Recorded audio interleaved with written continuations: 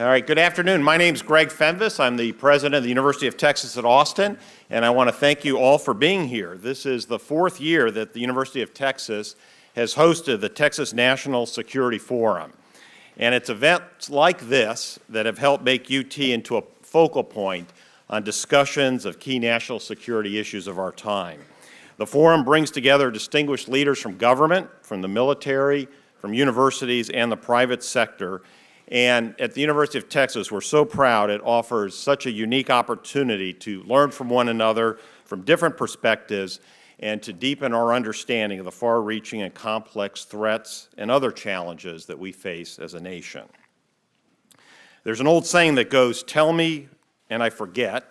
That happens to me a lot. "Teach me and I may remember, but involve me and I learn."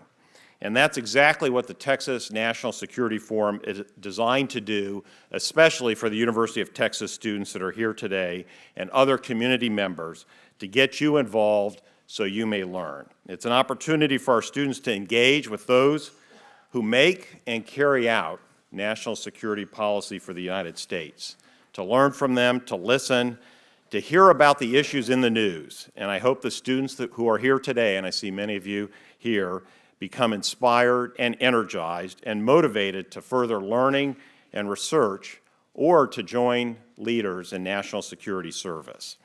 The excellence of this forum is a reflection of the vision and the leadership of two organizations on campus, but a couple key individuals. The two organizations are the Clements Center and the Robert Strauss Center and their joint intelligence study project. And I'd especially like to thank the directors of these units, Will M. Bowden, Bobby Chesney, and Steve Slick. Let's give them a round of applause.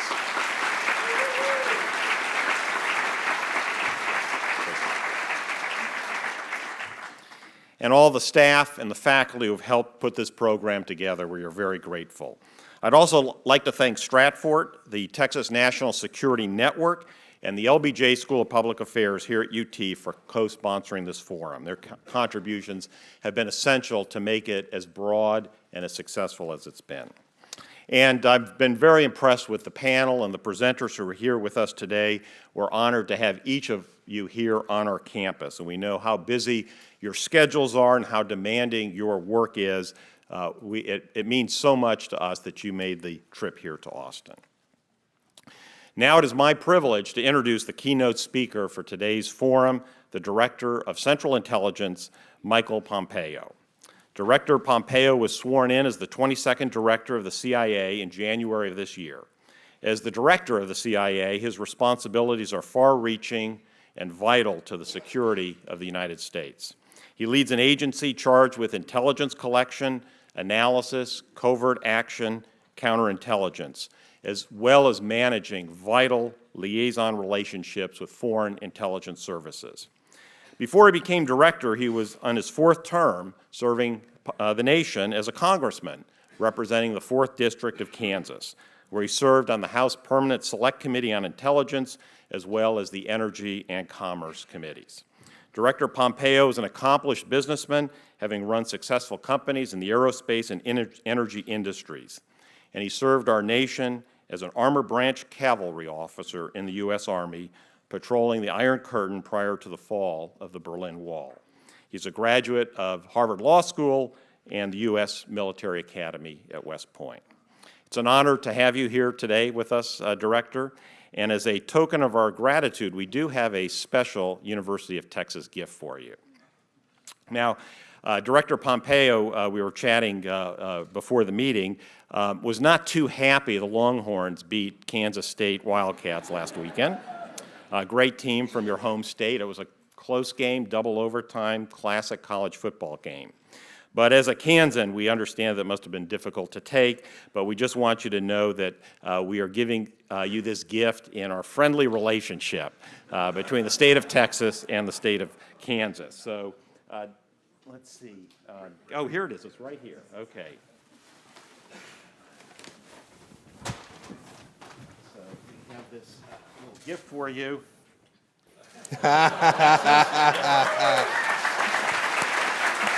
Very nice. Pompeo. Very nice. Thank you. Thank you so much. That's very kind. So, Director Pompeo, we have another big game coming up on Saturday against Oklahoma. So I don't know how you feel about Oklahoma, but we'll suit you up just in case, all right? Please welcome the Director of the Central Intelligence Agency, Michael Pompeo. Thank you. Thank you very much. Thank you, President. Thank you. Yeah, that's great. Thank you. Thank you. Thank you. Thank you, Mr. President. I'm a Shocker fan, so the whole K-State thing. That's very kind, very generous. My wife did get me in the burnt orange tie today, so I am completely ready for this afternoon. And indeed, it's a lot of fun to be here. A real privilege, to be sure. You know, at this very moment, somewhere in the world, there is a young CIA officer preparing to head out on a mission. There's not much of a U.S. footprint there, and it's often a place where our brothers and sisters in the military can't operate. The infrastructure our officers will need will be built by the agency and its support specialist. If we need technology, that will have been delivered by CIA technologists. These are legendary operations conducted by people just like you all. I see these students out here. These are young officers who have decided to come be patriotic leaders operating in a clandestine space. And in fact, as I think about that, think about time zones, think about where these operations might be taking place. As we're sitting here in this beautiful hall here today, if we weren't doing that, we wouldn't be delivering what our senior leaders most need. You know, espionage, Webster talks about it as this, the art and science of running assets and stealing secrets. That's what we do. It is the heart of the organization that I lead. But I want to talk a little bit about why we do it and how that's important. In America, we do not do espionage for fun, although it often does bring joy and professional satisfaction. And we don't do it to help American businesses or to spy on our fellow U.S. citizens. No, in our republic, the CIA does espionage for a singular purpose. It's to collect foreign intelligence to keep our country safe. Period. Full stop. I raise this because while it may seem trite, there are those who don't think that's the case. But more importantly, as I will share to you today, that singular purpose is what allows us to be as effective as we are. So that'll be the first thing I want to get across to you today, is the effectiveness that we derive at the CIA from having a singular focus on the collection of foreign intelligence supporting America's national security. Second thing you should know, and I'll talk about this some today, is that we can't perform our mission if we're not aggressive, vicious, unforgiving, relentless, you pick the word. Every minute we have to be focused on crushing our enemies and providing a tremendously unfair advantage for our diplomats, for our military, and for our president. It's why I find so much joy in it. This seems obvious, perhaps too, but it's not always been the case or all that straightforward, and I'll talk about that some. But today I want to share with you why this matters, how it is the case that our singular purpose and our aggressive nature drive our ability to provide assistance for our policymakers and to help be part of a team delivering security for our country.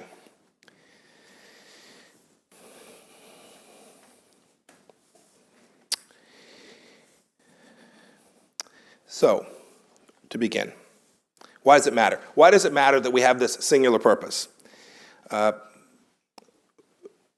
The purpose makes a difference, and I want to offer this to you by nature of a comparison. I want to show it to you by comparing our purpose to an organization that has a very different purpose, and I will use the Iranian intelligence service today to talk about that. In America, at our founding, Americans were deeply skeptical of intelligence collection. Indeed, we were the last superpower to actually have a national spy service. We didn't have one until the CIA was created in 1947. It was our country's first peacetime intelligence agency. Like the other elements of U.S. national security community, we take our obligation to defend the Constitution and obey the rule of law incredibly seriously. I run a pretty big law firm. We're subject to oversight. Oversight from the court system on many of our programs, oversight from Congress, a committee that I served on, while I was a member of the House of Representatives, representing our fellow citizens to make sure that we're doing the right thing and doing it in the right way. But because our espionage is aimed at this singular purpose, we work with a sense of duty, purpose, and righteousness, and a resolve that a lot of our foreign adversary intelligence services can't possibly achieve. And we're far more effective as a result of that. So let's compare. Let's compare what the Islamic Republic of Iran does with its intelligence service and how it behaves. And I'll suggest to you that's why we can defeat them everywhere if we properly apply our tradecraft. They have two. One's called the MOIS, that's the Formal Intelligence Service. The second one is run by an organization called the IRGC. It would be their elite forces designed to operate externally. Their task in Iran is enforcing the rule of law in a thuggish police state. They can't be effective in spying because they provide a ton of their time and a ton of their energy against the problems that we don't know, the imprisonment of their own people. Put it another way, the Ministry of Intelligence and Security and the IRGC are the cudgels of a despotic theocracy. The IRGC is accountable to a singular person, the supreme leader. They're the vanguard of a pernicious empire that is expanding its power around the Middle East. And unlike ISIS and its mirage of a caliphate, Iran is now a powerful nation state that remains the world's largest state sponsor of terror. In recent years, the IRGC has been reckless and provocative in a way our agency never should be, nor could be. They've exploited the vacuum in the Middle East to aggressively expand their influence, and they openly vow to annihilate not only our country, but Israel as well. And when you look at the death and destruction that has taken place in Syria, Yemen, Iraq, it has been Tehran, led by their intelligence services, that have been at the root of much of it. But it isn't just our allies that are put in danger by the Islamic Republic.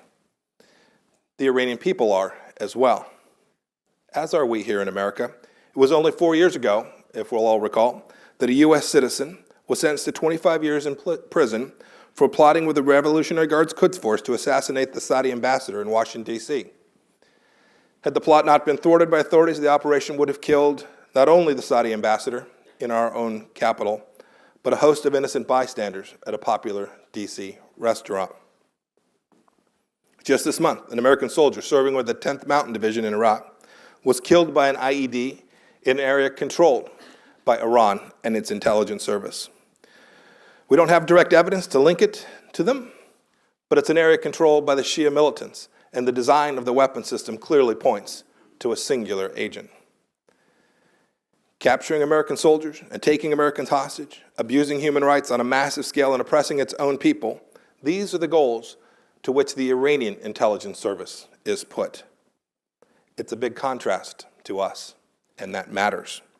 Because at the end of the day, we collect foreign intelligence in support of a republic founded on deeply moral principles, and our work is bounded by the Constitution. This is incredibly important. It makes us more effective in our own mission because our officers and agents understand the goal is moral and noble and not repressive and destructive. The CIA's power is increased by this singular force, and we as a country benefit from that. To my second point today. While we serve to protect and uphold our Constitution, we are in the business of stealing secrets. And we steal them from some of the most brutal, oppressive regimes in the world. And so when espionage is done right, when it's most successful, it is inherently aggressive, relentless, and risky. President Eisenhower probably had this in mind when he said that spy work is, quote, a distasteful but vital necessity, end of quote. I personally find no distaste in it because our work is so necessary. But I know what Ike meant, a fellow Kansan, so I think I can understand where he's coming from. He meant it requires a seriousness and a viciousness not often found in the salons of Washington, D.C. The individuals who we hire are different in kind from other places in our government, and America is served well by that. Look, at the CIA, we don't always get invited to the swankiest parties and hang out with the global elites. I personally am very fine with that, but I think all our officers are. What we do is gritty work. We are in our enemy's space. And when there's something around the world that needs to be thwarted, we are always invited to that party. Look, there have been moments in CI's history when we weren't sufficiently aggressive, and it's had enormous negative consequences to our country. One such period was following the Church and Pike Commissions in the 1970s, when our nation's agency lost confidence. It had become insufficiently self-assured. Our morale was at about its lowest point in history at Langley. As the Brits would have said about us, we were on our back foot. And while the CIA was hardly the sole determining factor, the agency's lapses certainly contributed to a difficult and dangerous global situation. The Soviets and their proxies were making deep inroads in the Third World, culminating in the invasion of Afghanistan. In Iran, the U.S. Embassy was infamously attacked and occupied, its staff rounded up, blindfolded, and taken hostage. These were tough times for our agency. Another dark period for the agency arose in the 1990s as a result of the so-called peace dividend. With the collapse of the Soviet Union, the CIA's budget was slashed, its roster reduced by thousands of officers. Operational and analytic programs were cannibalized to bolster a crumbling infrastructure. Worst of all, by far, our men and women were preoccupied with budgets and staffing. Austerity inhibited our ability to execute our mission. President Trump gets this. He knows this history. Whenever we've discussed the challenges our agency is facing, he has given us what we need, whether it's funding, the authority to execute our mission, or policy guidance. He has always provided it for us. He understands and knows that he is relying on our ability to deliver him the information he needs to make sound decisions. And he's prepared to allow us to take risks. As long as we're doing it well, as long as we're working to mitigate them, as long as they make sense, I'm confident that he and the current administration will support our agency's efforts. So we're taking several steps with the President's support to make CIA faster and more aggressive. First, I personally stressed our officers that they must have the courage to fail. Now, that may sound strange, but I'm an engineer by training, so I know that if you take risk, it's a sheer mathematical certainty that you will sometimes fail. And I want our officers to know that. It's okay. As long as they've done their homework, as long as they've gone about their work in the right way, failure to achieve an objective doesn't mean that they have let the agency down. I sometimes joke that we should provide an award for failure. We should have the failure of the week or the failure of the month. What I mean by that is, if we are not out pushing the envelope, the agency simply will not succeed in the environment in which we're required to operate today.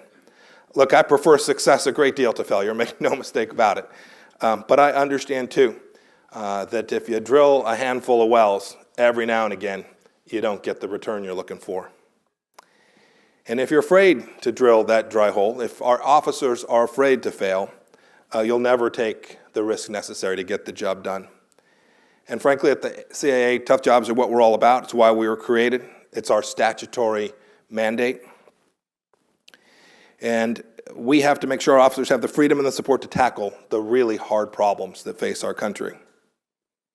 The second thing we're doing is that we're deploying more officers to the field. The CIA is a foreign intelligence service. The threats we're charged with lie overseas, beyond our shores. That's where we have to be, in force, every day, with all of the strength and capacity we can possibly muster. We want our people, tools, and resources to be as close to the center of the fight as we can put them.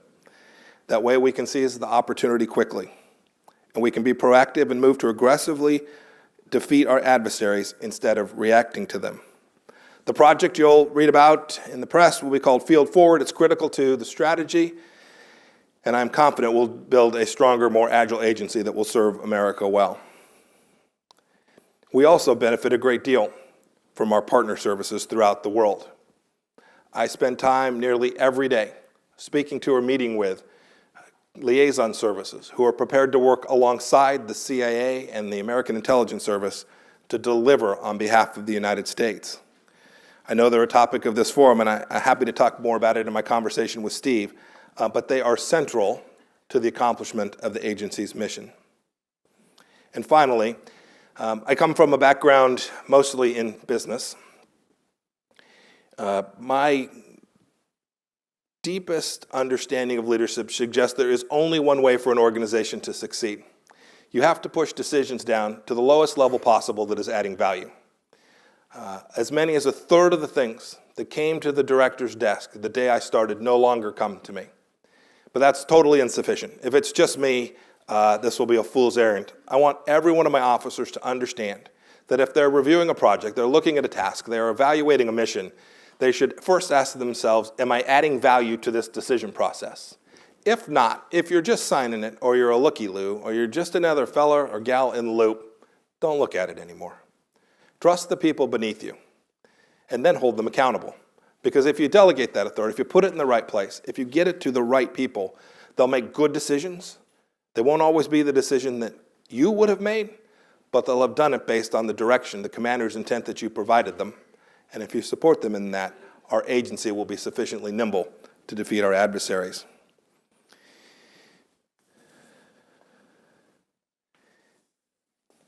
Before I sit down and talk with Steve, I want to thank everyone here. This is very special to be at this great university. It's also great to get outside the Beltway. I spend most of my mornings not here, but rather with the president. I brief the president nearly every day. My deputy filled in for me this morning in Washington. And I told the president I was coming out that way, and he said, just make sure you recruit a few good ones. And so I could not leave this opportunity this morning without sharing with you that I do hope that the young people in the audience today will seriously consider a life in public service. And if you really want to get after it in a unique way, to have technical and human and phenomenally intellectually challenging work to do, the CIA is a great place to go do it. I had a chance to meet with Admiral McRaven. He came out to the agency, I guess now 3 weeks ago. He was great. I really appreciate him coming out. He taught our officers a great deal about leadership himself. And then last, I thought I'd close with this. In May of every year, the agency holds its memorial service to honor those who have fallen in the line of duty at the CIA. It's a little different for a CIA officer when they are not successful and don't come back. In the military, I remember when we would lose a soldier, the families would come around, but often our officers operate in the shadow. So this day is very special. This last spring, we gave tribute to 8 heroes, CIA men who died in the line of duty, and we added their star to our memorial wall. Of those 3 of them were Texans. Mark Rausberger was an exceptionally accomplished officer, a veteran who had served with our agency for 18 years. He was a dedicated patriot, a courageous warrior. He was calm and resolute. I wish I could tell you his whole story. It's extraordinary. He was a loving husband and father who cherished his family. And then 2 from some time ago, Darrell Eubanks and John Lewis. They were childhood friends, born in Lampasas, Texas. As teens, they both went off to become smoke jumpers in Idaho. And if you know the history of the agency from this era, smoke jumpers had exactly the right skill set that the CIA needed. They joined the CIA and delivered supplies to our allies in Cambodia and in Laos when their plane crashed in August of 1961. Darrell, John, and Mark all embodied the values of Texas and of the agency. They were brave, big-hearted, faithful, and adventurous, exactly the people that make our agency so great. Thank you all for joining me here today. I look forward to the conversation.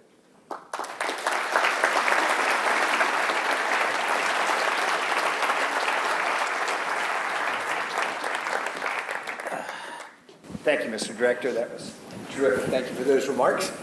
And maybe more important, thanks very much for coming to Texas, sharing them with us, and also for engaging our what you'll find to be well-informed and spicy student body and local community. If I could, I'd like to start by taking you up on your invitation. You mentioned, referred to the theme of the conference, alliances and partnerships. Borrowing from John McLaughlin's primer that he gave us a little bit before you arrived, I think most Americans do understand what our diplomats do around the world, engaging with foreign partners and managing diplomatic relationships. Most Americans also understand our military alliances, NATO and others that play a great role in keeping us safe. But I suspect very few people really understand what we refer to as the intelligence liaison function, and the role that CIA plays at the center of really a global network of security services that are about some shared values and some shared tasks. So how do you understand that after your time in office? You mentioned how much time you spent with these folks, but what's it do for us? So it's a great question. I get asked often what has surprised me at the CIA, and it is the case. We're doing some cool things that I didn't know about, and that's fun. Great Americans doing hard stuff in hard places. But this surprised me a great deal too. The agency is scaled, right? It's a big organization. It is truly global. But in spite of that enormous reach that we possess internally, we couldn't possibly accomplish our mission without these partner services. We're often 10x their size or 50x their size, but they often will know a piece of terrain better than we do. They'll often know an adversary better than we do. Sometimes they'll have a technical skill set that we don't behave, and sometimes they just occupy a piece of real estate that we'd love to get to, and they can help us achieve that objective as well. Look, these are partnerships, so we provide them with assistance as well. We'll often train them. We'll often provide them with information that we share amongst each other. We have robust analytic exchanges with dozens and dozens of our foreign liaison partners. And then there are many times we work on operations alongside them as well. And it is more than 1 + 1 = 2 when you find a good local service that can help you achieve something. In many countries, Steve, we often have relationships with more than one service. In different parts of the world, we'll have them with their external service, their internal service, all of that. They're great partnerships and worthy of our effort to nurture them to build a global national security capacity that's in service of America. That's terrific, and I must say it tracks fairly closely. That's good. I try not to contradict John every day. Very impressive. But anyway, you mentioned your schedule, and you mentioned maybe as a surprise to some of your predecessors, just how much time it takes that you spend with these people, with these relationships, nurturing them, making sure they're productive and safe. But that also brings you into contact with a lot of senior security officials from overseas who do have these deep and often long-standing relationships with U.S. intelligence. But what are they telling you? What are they concerned about? I mean, these relationships require tending. Sometimes they don't think we can keep their secrets. Sometimes they think we don't keep our word. Sometimes they think we don't understand their local politics. But what are you hearing today from our friends overseas? Look, sometimes each of those is true. Sometimes we haven't kept the secrets. And I regret that. We're doing everything we can to make sure that we keep those secrets. Once we stole them, there ain't no reason to let anybody steal them back. But what I hear from them today is they have a deep recognition that they need the American partner, that we have an understanding of the world, even though they'll often have policy disagreements with us, or there'll be a political challenge between our countries. At the security level, we understand that the need to perform that function well, if the two countries are having a political spat, it is not particularly important to our capacity to continue to keep our citizens safe, ours and theirs. And so what I find is you'll see the politics of the day and you'll see the news story of the moment.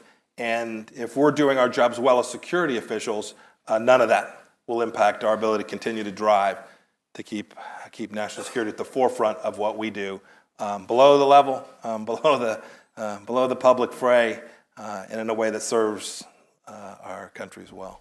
Important but little understood. Yeah. This network. I think that's right. Consistent with my experience, at least. Let me turn to the next question I had for you, and that's restructuring. I'm sure you've dealt with this. It was something we discussed before you took office. So you walked in and inherited the directorship of an agency that was in the midst of a still incomplete restructuring that was designed by your predecessor. Some of our students sort of know the contours of this. It brought analysts and operators closer together in mission centers and prioritized digital technology. So with the time you've had in office, how do you feel about this? What's working? What's not working? Still have to go back to that toolbox and tinker? Yeah. Or is it just about where you want it? So I have never seen a organizational restructuring work the first time perfectly. I did two myself in private sector. May never take one on again. They're all, the cost has nothing to do with the actual cost of the implementation. It's all about people and time and loss of focus while you're making these transitions.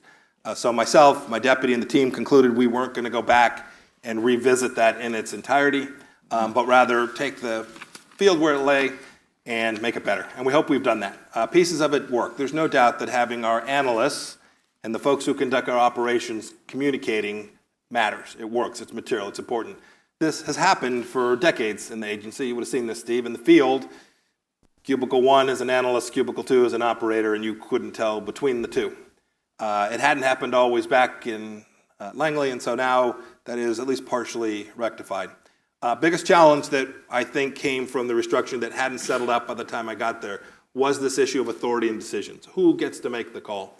We now operate in a matrix environment, and for any of you who've ever been in business, many corporations operate that way today. It requires even better leaders, even better managers, even leaders that really understand commanders' intent, and it requires even more collaboration than it would if you simply had a vertical org chart.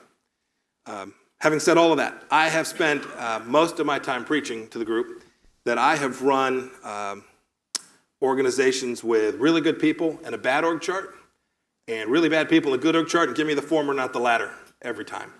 I haven't made it a rule yet, but I may. I don't want to see any printed org chart on anybody's cubicle wall because the speed of our adversaries today precludes us from being locked in. It is the case. We are task organizing against our adversaries. If a structure isn't working, they should not wait for the director to go blow it up and fix it. They should immediately disassemble it and reassemble the resources as against the problem. And we've seen some great examples of that. We're only 9 months in. But relatively junior leaders recognizing that they didn't have the right tools, and they had some tools they frankly didn't need. They hand back the former, they grab the new tools, and they go on down the road, and nobody feels like they were slighted because they didn't have some title or they didn't sit some special place in the chart. They're crushing our adversaries. And after all, why else would you sign up to be a CA officer, right? It's not to get a title chief or deputy or, everybody's a deputy. Knock yourself out. It's about executing the mission. And I hope we've convinced folks to spend a lot less time admiring the org chart and a lot more time focused on the mission set. And of course, you understand well, having done this before, that what that means for you is you're going to have some people make decisions you wouldn't have made. Yep. And you're going to get surprised. Yep. Has happened, will happen, I demand that it happens. It's the case. If you as a leader are going to truly enable someone that's on your team to be successful, and you are only going to count that as successful if they make the same decision you would have made each and every time, first of all, you'll find that you're not as smart as you thought you were. That is, they'll make the decision you want, it won't work. Right? So you were wrong. I'm much happier to have someone say, here's the direction I went, and live with their decision so long as they understood the intent, they were driving towards the same mission. If I think I can add value, I'll step in. I'll say, nope, you're off the reservation. Here's the place that's got to come back in. I'm not advocating anarchy, but rather degrees of freedom that are totally consistent with the character of the human beings that work for me. There may be organizations it wouldn't work in. It'll work at CIA. And my team probably wouldn't say this, but I'm happy with small surprises. Okay. Make a note. Small. Politics, if you don't mind. So we spend I do. I actually mind a lot. I left it for a reason. You knew it was coming. Never leave it completely. So we spend a lot of time in our seminars. We teach intelligence here, at least the wave tops, the principles of intelligence. We spend a lot of time trying to define what the ethos is of this really unique and important profession. And somewhere near the core of that, no matter who you're talking to, you're going to find this notion that the analytic process, the judgments that are reached by all source analysts and conveyed to policymakers must be insulated from the political process and partisan politics. Now, you, of course, came out of maybe the most political branch of our government, of course, and so you have positions on foreign affairs topics, and that's perfectly appropriate. But what kind of safeguards do you have in place at the agency today that will ensure that a single analyst, a team of analysts, can safely reach a judgment that may not be consistent with your political position or maybe the administration's policies? Sure. That's a fair question. Steve, you've been there. I want to characterize this properly. For an analytic line, for a position that the agency takes on a particular issue, to make its way up to senior levels has enormous, rigorous review, enormous. Query whether that's all timely enough and whether it gets us to sufficiently aggressive analytic product. That is, the tendency is to be slow and bland. The more you look at it, the more the document gets sandpapered. Having said that, that rigor matters. The fact that we are not political and our analytic lines that say don't change from administration to administration is critical. There are many safeguards. I'll give you perhaps the most important one. See some soldiers over here. Couple of hundred political employees at DOD. I don't know how many state has. More than that. Heck of a lot. I comprise 25% of the political employees at the Central Intelligence Agency. My deputy, a 30-year career officer, would be the second presidentially nominated person. And then a lawyer and the IG. It gets me to 4, right? Yeah. Everyone else is a trained career professional who truly do breathe in the ethos of providing the truth to our policymakers. That's powerful. It's important. It is honored at the agency. So far as I can tell, it has been for an awfully long time. And so it's good. So we do. I deliver. I talked about being with the president every day. I have this enormous privilege. I deliver to the president nearly every day this exquisite product that has touched many, many hands, not just CIA hands from all of the intelligence community. That product is the distillation of what I talked about in my opening. Some case officer in a distant place grabbing a little piece of information that's now been put into our analytic product. It is absolute imperative that that is the truth as best the intelligence community knows it. And it's an honor to deliver that product every day to the most important policymaker in the world. And frankly, we don't often talk about this, or I certainly don't, because I get asked about the president more often than anything else. We deliver to scores of officials around the U.S. government, Secretary of Defense, Secretary of State, Secretary of Commerce for the first time in a long time, reads our stuff. It's great. The administration is truly demanding of what we do, and we're delivering them some products that we hadn't delivered before. I think additive to the administration's capacity to understand what's going on in the world so that they can formulate good policy. Thank you. That's terrific. I'd like to give you the opportunity to resolve a mystery in Washington that's confounding the intelligence commentariat, or whatever we call folks who follows these sorts of issues. I tuned in closely when you made your first public remarks and fielded some questions at CSIS down at Georgetown. Our friend Juan Zarate was moderating. You went out of your way in those remarks, it seems to me, to single out the WikiLeaks organization, its founder, and very precisely described them as a hostile intelligence service. Several months later, that same phraseology was under debate in the Intelligence Authorization Bill. Several senators wanted to edit or amend that. It seemed to many of us that was very precise. What's the meaning that attaches to this organization that regards itself as a media outlet? I would be the last one to take up their brief for any purpose, but that's what they claim to be. Yet you and others in the administration are keen to give them this designation. What does that mean in a practical and a legal and an operational sense? For an awfully long time, the CIA's adversaries were nation states, and nearly exclusively nation states. That's simply no longer the case. So much of our structure, a good deal of our legal authority was built around the idea that we would collect intelligence against actors of nation states. Today, there's another category of intelligence service that has done and continues to work to destroy the United States of America. And so and you mentioned WikiLeaks, they're one of several. In fact, in my remarks, I regret I focused on them a bit too much. I singled them out in a way that doesn't do justice to all the other bad actors that I intend to go take on as well. There are more. Yes. So come one, come all. We need to develop a structure, an analytic rubric, and an operational methodology to go take down these non-state intelligence services in the same way the CIA has perfected its ability to do it against those that are state actors. I would give you organizations that aren't states that provide that in addition to it, right? How about this perfect example, Hezbollah? Or as I know, not UN recognized as a state, has an incredibly capable counterintelligence effort against the United States of America. We have to beat them. Every place we find organizations of that nature, state or non-state, we're going to take them on. And that was the message for that day. I wanted to encourage not just the agency, but the entire intelligence community to recognize how this has morphed, how we no longer have a single set of threats, and we have to develop a rubric with which to do that, to take on those non-state actors. But the aim is, just to be clear, with an organization like that, take down and not penetrate and report on. Well, I mean, penetrate and report. That's what we do, right? We're a foreign intelligence collection service, so that's what we do. So we collect intelligence with the mission to deliver that to our policymakers. So when I use the term take down, I'll try and strike it from my vocabulary.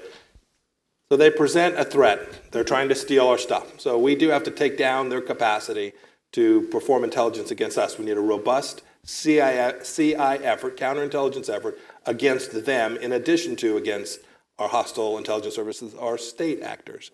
And then we have an FI challenge. We want to go collect on them, understand them, developing a deeper understanding of how it is they're posing a threat to the United States, and deliver that to policymakers in Washington. Terrific. Thanks for that. Thanks for taking that on. I don't want to monopolize your time. I'm just going to ask one more question, and then we're going to open it up to audience questions. So think about what you'd like to ask the director. Priorities. So you got into this a little bit in your remarks. I just wanted to give you the opportunity to say something more if you wish to. But remember when we talked once before, I was the negative Nelly who was reminding you that the terms in office, the tenures of modern CIA directors are not generally very long. Sometimes that's for welcome reasons. Sometimes that's for unwelcome reasons. They get promoted, Yeah. or they get moved on. Just so y'all know, the mean's about 2 years. I'm grinding to beat it. See, you were paying attention. All right. So the point is, that means as a leader, you understand you have to hit the ground running. Yeah. You got to establish your priorities. You got to get on it right away if you're going to have any impact, because you're not going to be around forever. So what do you want to do with this 70-year-old bureaucracy that was there before you got there? It's going to be there after you leave. Yeah. How would you like to shape it? So I talked a bunch of it, right? A lot of it's about character and culture. So I want to make sure the culture is a culture of decentralization and risk-taking within the confines of the law, and in a way that a world-class organization would operate in our century. And then second thing, I think all of us in any organization that we're part of, we're working diligently to make sure that we leave behind a set of leaders that will put us in good stead 10 or 20 years from now. So we're working on our understanding of how we do retention and training in a way that hasn't been considered before, in a holistic way inside the agency. The benefits of that will happen long after I'm gone. But if we can do that, Stephen, you'd know this, if we're looking at our most senior leaders and we've got a position, I want to make sure that the director that follows me, or the one after him or her, I want to make sure that director is trying to figure out which of 5 fantastic officers to choose, and not trying to figure out how they're going to fill a hole that they don't have someone to fill. If I can do that, if we can put our leadership trajectory in the right path, I'll consider a good service having been done for America. Culture and people. Culture and people. Makes sense. Questions for the director? Fellow here from Camp Mabry, if we can get a microphone over.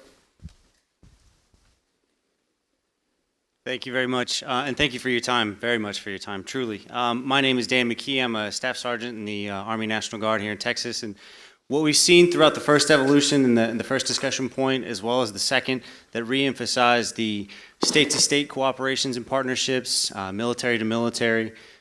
Some of the themes that have been expressed and touched on by all 8 of the previous speakers emphasized and highlighted the transnational and transborder relationships of intelligence agencies. And so it's kind of a softball, but we'd love to have your take on which intelligence discipline means the most, or in the 21st century environment, which one has the the most potential to change or improve the quality of collection? This is the taste great, less filling Yeah. debate. You're welcome to weigh in on it. So thanks for having me here today. I appreciate it. Oh, look, at the agency's great. We're the lead horse on human intelligence collection, as designated by the executive branch, and so we love that. Having said that, I have not seen very many human intelligence operations in my 9 months that didn't have significant support from someplace else in the world. Almost always our friends at NSA are helping. We in the agency go very few places with our sisters and brothers in the Department of Defense. I mean, it would be hard for me to pick a theater where we don't have enormous support from DoD. And so very, very necessary. So the intelligence collection, the military intelligence collection feeds into our process as well. At the agency, this is probably not thought of much, but I think we have some of the most sophisticated technologies anywhere in the world. I would put our team up against world-class organizations sitting in Austin or in Silicon Valley in terms of our understanding of technology as it's evolving. We're not fast enough. We've got to do better, but we're good. And so we're always looking for talented people to perform that end of our technological intelligence collection as well. I don't know that there's a first amongst equals.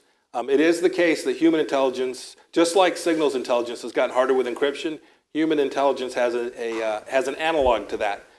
As the next generation of officers all occupy prominent space on Facebook, it's hard for them to hide in the same way that they could 5 or 10 or 20 years ago.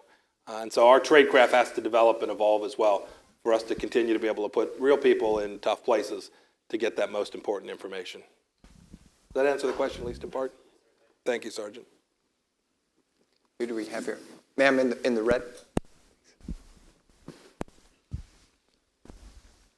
I got it over here. Sorry. Excuse me. Okay, what is the CIA doing to protect us from further Russian efforts to undermine our democracy and to sow dissension with our allies? So I can't talk a lot. I'll start with that. It's a serious threat and one that we take very seriously.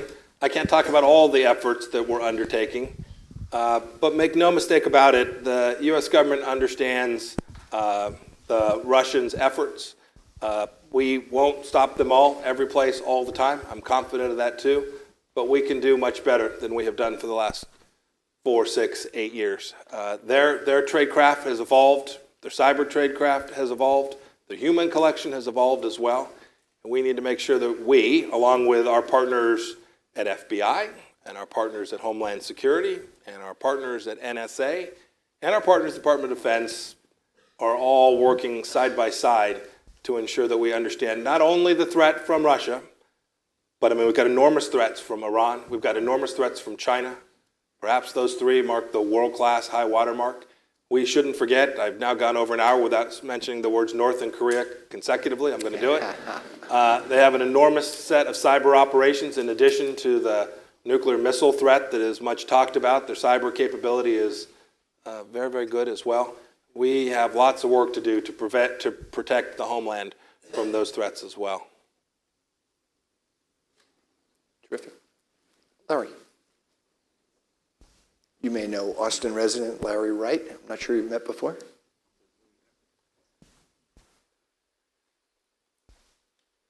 Hi, I'm Lawrence Wright with The New Yorker. And I want to talk to you about transparency, which as a reporter I'm normally very much in favor of. But right now, America, not just Americans, we're all under siege by having our private information taken. Not just the intelligence agencies, which have been robbed. The most secret things in NSA have been taken and are being sold on the black market on the internet. Every American business of any standing has had its trade secrets stolen.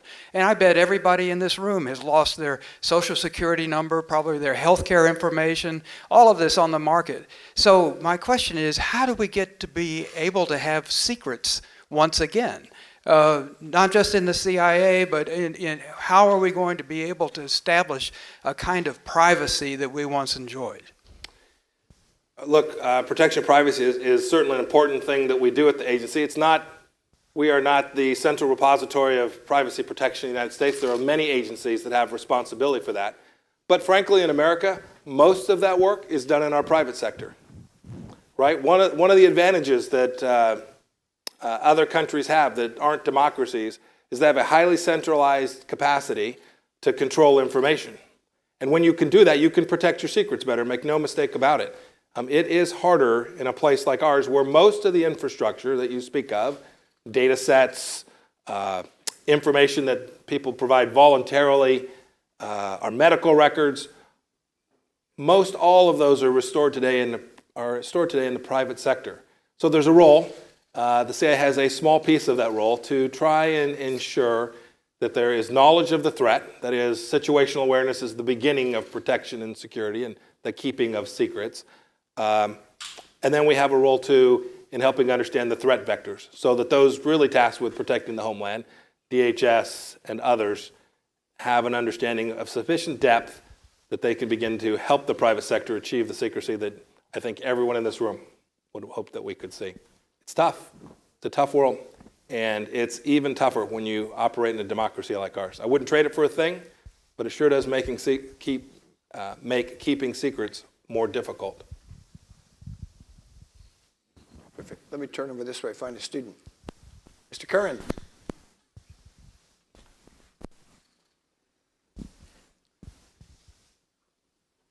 Good luck. Yeah. Thank you. You're not going to appeal your grade, are you? Professor Slick has wronged me on multiple occasions. And I would like to take this opportunity to air some grievances. No. Director, I was wondering if you could talk a little bit after seeing the intelligence community's reform organizationally from the congressional side, what it's been like in your new position as the director of CIA, especially anything that changed from the shift from director of national intelligence, Dempsey, to Coates. Yeah. So I answer this question always with full disclosure. If you want to know what I thought on January 22nd of this year, you can go Google my name and type in DNI and you'll get my view of what ought to happen there. But now that I'm here, I'll speak about the existing structure and the things I think we ought to do. So I've known Senator Coates, Director Coates, a long time. He is able and capable, and I think working to put the ODNI in the right place to deliver the things that they're perfectly structured to do. And frankly, I think what Congress intended when they created this back in 04, 05, to take those things that are across the intelligence community and deliver them with excellence and create value through the synergy that comes from there, and to stay out of those things that are more properly done by the leaders of the NRO or the NGA or the CIA. So I think we've struck precisely the right balance. I know the history where there have been conflicts between the CIA director and the director of national intelligence.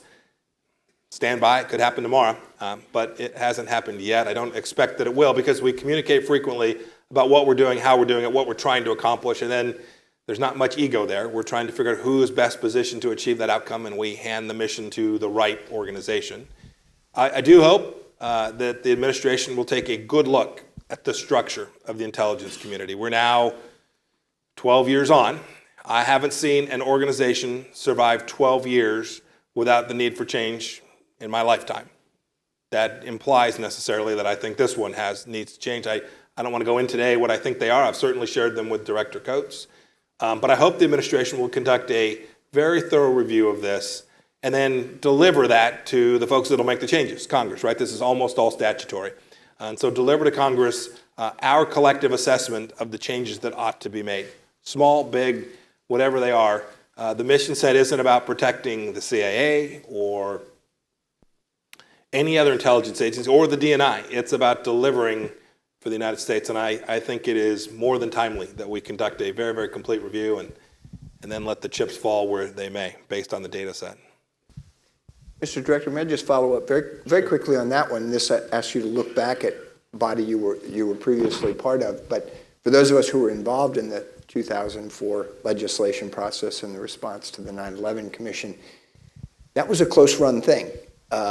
We barely got that law, even given the imperative of the 9/11 attacks that were still fresh in everybody's mind. As you say, we're 12 years down the road. Do you have a sense that the U.S. Congress, given its functioning today, could tackle something as potentially controversial as reform of intelligence, further reform of intelligence? Absolutely. It was tough to do in 2004. Yeah, I think absolutely they can. I actually don't think, I don't know the history of the controversy. My sense is there are a handful of things that we would find enormous consensus around that ought to be changed, things that just didn't work or have evolved in ways that are no longer optimal. I actually don't think, there are probably places that are controversial, but I think the majority of the changes that ought to be made, there would be enormous consensus. And I'd add to this with respect to the congressional piece. One of the great blessings of being the CIA director is almost everything we do has no partisan tinge to it. There are a handful of issues, you can see them, you would know them. But the vast majority of the time when I'm down testifying on Capitol Hill, I am equally critiqued from the left and the right. And applauded roughly equally as well. That is, these are folks who have chosen to be on those committees and to serve America in that special way, to do oversight of the intelligence community. Critically important because they are the place that has the insight, right? We operate in this clandestine space. If you're doing oversight of the Department of Commerce, it's just different. They're out there. The public has a chance to opine with nearly full transparency. That's not the case in the intelligence world. And so they have an even more important obligation not to be political, but to get it right. And my experience both during my 4 years on the committee and now 9 months here is that that works across nearly every subject matter. It is truly a group of people trying to help us all get it right. That is the model, as you know. Yeah. There are proxies. They're Yeah. looking out for our interests, those of us who are not inside that circle. Is that Eric? Yeah, please. Eric Schmidt from the New York Times. I'll introduce you while we're waiting for. Thanks, Steve. I saw him when I came in. It's Yeah, all I know. good. Two You had it questions. cased down. Two questions, Mr. Director. The Pentagon in the last few weeks has carried out 2 strikes against resurgent ISIS cells in Libya. You spent a lot of time in the Hill looking at Libya and Benghazi in particular. What's your assessment right now of the security situation in Libya and any of the foreign actors who may try and take advantage of that political chaos there? And second, on North Korea, the President has conducted an extraordinary exchange of insults with the North Korean leader. What, if anything, new have you and your analysts learned about Kim Jong-un from that exchange that may help you understand his motivations and where he's coming from? Yeah, two good questions. I'll take the first one first, and the second one I probably won't answer, so it's perfect. So the agency's view in Libya is that we continue to have a modest but resurgent threat from ISIS. We're worried as the campaign in eastern Syria and in Iraq winds down, as it is today, that we'll continue to see fighters move into that space in the Sahel, North Africa, Libya. And so we continue to believe that we have to take it to Daesh there as well, that will be important in continuing to protect the homeland from that threat. And so the actions you saw DOD take and our intelligence would confirm that we still have a threat there. It is also the case that there is continued risk that AQ, Al-Qaeda, will continue its efforts and become resurgent there as well. You see them in Mali and Niger. You see AQAP continuing to have a robust capacity in Yemen. And so those threats remain. You see the Europeans taking some good actions in Libya. They understand the threat that those fighters who have returned to North Africa potentially pose to them. It's a lot easier to get to Italy from Libya than it is to Denver or Austin. And so they're concentrating on that as well.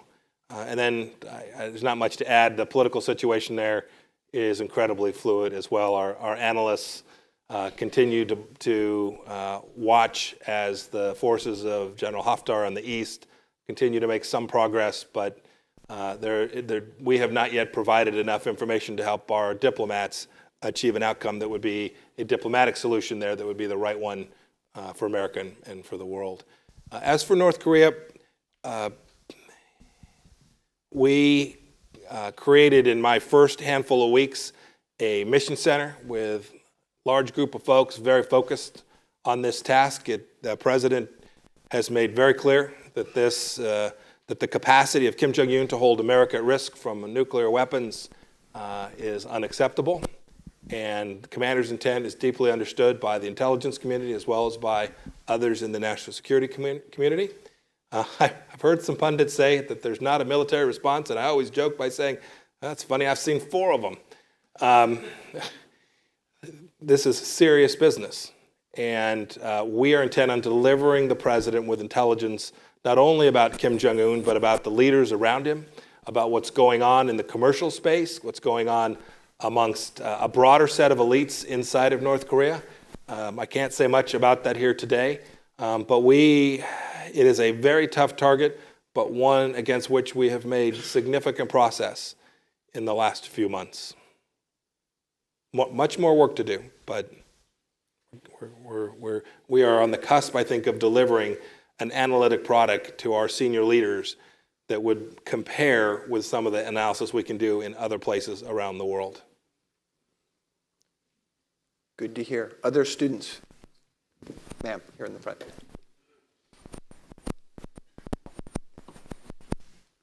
Jackie, nice to see you. Hi. Okay. So, about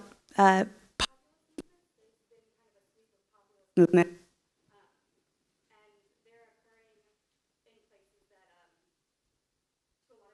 That have been and it has the potential to define a lot of relationships and connections. And so, considering people in government don't like to be surprised, and there are a lot of really abrupt changes, I guess I was wondering how the diffusion of all of those changes or potential for change is affecting imagery. Yeah. So are you speaking of populist movements in Western countries, or are you thinking of what's happened in Kurdistan, or the Kurdish Regional Republic in Iraq, or are you thinking of Spain and Catalonia? When you say populism, tell me what you're thinking of, and I'll try and help shape the answer, rather. I guess I'm thinking around the world, but also specifically in the West. Yeah. Global coverage. Yeah. So I hope this doesn't surprise you. The CIA spends stunningly little time staring at the political movements around the world. When I say that, we have a task to understand, but primarily, remember, we're a foreign intelligence collection service. We do some work on that topic, but it's not, most of it's open press, right? Right? And so we'll report on that through open sources, but most of what happens in the Bundestag or in the Israeli parliament isn't the stuff of clandestine work. You just go get the transcript. So it is not at the center of our intelligence collection effort. We do try and provide analysis. We try and provide our senior leaders predictive analysis about how we think political trends may be moving in particular countries. We have in my 9 months, I've seen 3 or 4 of those products. We have a spotty record at being able to predict those. So we've gotten a couple right, that as we've been able to provide notice about movements that were emerging in certain countries. In other places, we frankly just missed it. How would you recommend? Sir, in the back. Yep, with the blue blazer. No, I'm sorry, the fellow in front of you in the blue blazer there. Thanks. Great. Director, my name is Hasib Abdullah. I'm a resident here in Austin. You mentioned that there's a lot of foreign intelligence services that you use information from. Obviously, many of those don't follow the U.S. Constitution and the law here. If there's certain situations where foreign intelligence that you think it's pretty good intelligence uses extrajudicial killing, torture of family members and stuff to get that good intelligence, would you use that, or do the ends ever justify the means for you or the administration? Thank you. So there are an elaborate set of rules, not of my creation, that long predate me. Steve probably wrote them. Those are the good ones. The good ones, the ones that work. that govern those agencies that we're permitted to work with and those that we are not. There's a long review process. I can't go into the details, but suffice it to say, we take great heed of not using proxies to do things that we are not permitted to do. And my observation in my 9 months and all of the history that I have seen is that is not honored merely in the breach, but is something at the forefront of the way we think about things. I've seen the history too. We've probably gotten that wrong from time to time, but it is not for lack of a robust review effort, a deep deliberative process, a very senior level set of decisions that get made when we get to a place where we're concerned that there's a liaison partner or even an asset that is not a liaison partner that's doing things that are just outside, beyond the ken, something that is intolerable and would be inconsistent with the way we operate. And we certainly never want to do it when we might be, in fact, creating an incentive for that type of behavior. So there's a rigid process. Senior leaders like myself are involved in it, and I'm confident we get it right with great frequency. And as a teaching point, people of a certain vintage refer to this as the Iran-Contra rules. At the CIA, it was always well understood when we were there that the agency cannot ask a foreign government to do something they would not be legally permitted to do themselves. And that was a lesson hard learned in the mid-1980s. Fellow in a white shirt back here? Yes. No, behind there. Thank you. Great, thanks. Hi, excuse me. Hi, Director. Thank you for coming out. Like you mentioned, the CIA and other intelligence agencies are about secrecy and secrets. At the same time, they are accountable to the American people through institutions like the news media, which can frequently report on not only operations but leaks that you might not necessarily want getting out. So, where do you see the balance between a robust media holding the CIA accountable and while maintaining the secrets? And do you think that balance is currently being achieved? Yeah, it's not about what I think, right? There's a set of laws. There's rules. There's the First Amendment. So it's an interesting question what Mike Pompeo might think, but it's not the important question. The important question is where we find ourselves today and the laws that we operate under, and the agency operates under them. As for balance, the American people will sort their way through it. I don't speak publicly very often. When I said this is a privilege, it's a privilege I intend to undergo only very infrequently.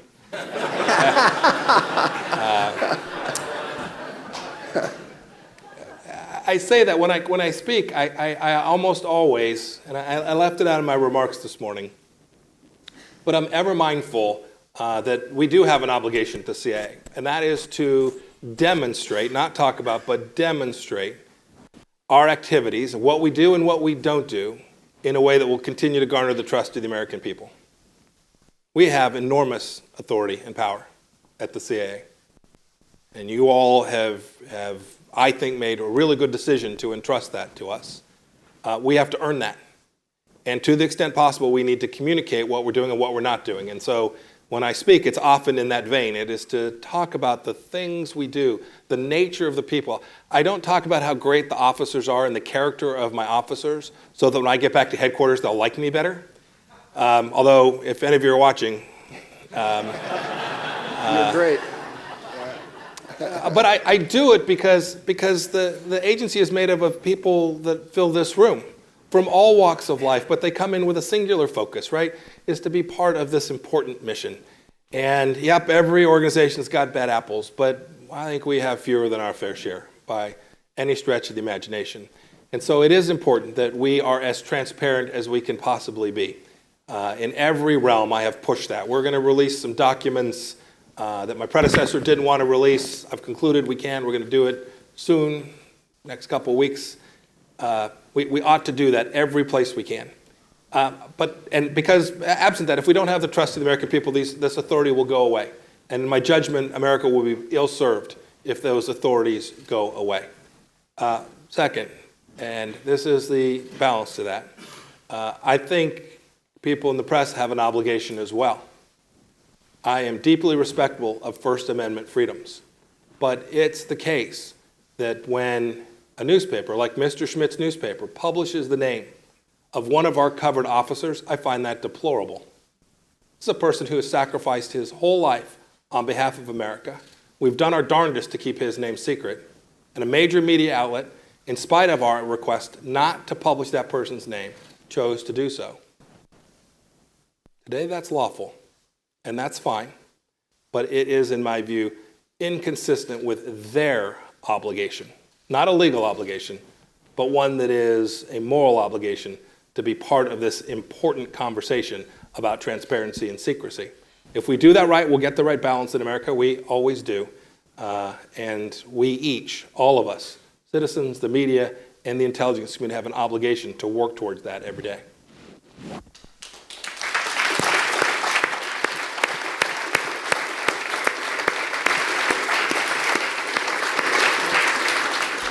I'm going to exercise the prerogative to ask the last question. We're going to have to let the director get on his way. You pitched our crowd earlier at the end of your speech. I hope I There's wasn't. a lot of talent in the room. I hope I wasn't too subtle with my pitch. No, Yes. they got it. Your recruiters in the crowd. You've been in public service since you're 18 and 19 years old, with a break, but you're back. What would you say about serving the public? Its rewards, its costs? Yeah. A lot of people out here are headed that direction, and your wisdom would be useful. So my view of this is pretty straightforward. I lucked into this opportunity to go to West Point when I was 18 years old, and got a chance to watch come out. I came out in the Army in the Reagan heyday. It was a great time to be an armor officer, and I got a chance to see what it means to serve, how you can do it. I get to see all the downside too, right? I remember what my first paycheck as a second lieutenant was. But it is noble duty. It is also a place where you as a young person can get incredible challenges that are more difficult to get in the private sector. I was talking about technology. If you're a really good with computers or technology, there are a few places where you can get a chance to go do some of the coolest stuff with the resources you need, like the intelligence community, not just with us, but with the NSA and others as well. So it is a great thing when you get the chance to serve and have the white hat as well, and you get a chance to return at least a little bit what America has provided to someone like me. So I would urge folks to do it. I also think I'm not somebody who thinks that the private sector is different from that. One of the greatest memories in my life is when I could offer someone a job, right? So I ran a business, and when you could sit across from someone, I have a lathe, and I want you to be my lathe operator, and they could go home that night and tell their spouse, I got a paycheck, and we can go on vacation, all those things. Those are wonderful too. Each has its own personal rewards, but there are real, there are bigger things in the world than that, and it's an incredible privilege now to sit in this place where I get to lead an organization that is very, very focused on a piece of that important task. Thank you. You've been generous with your time. Thank you, Steve. Thank you. Very well done. Thank you.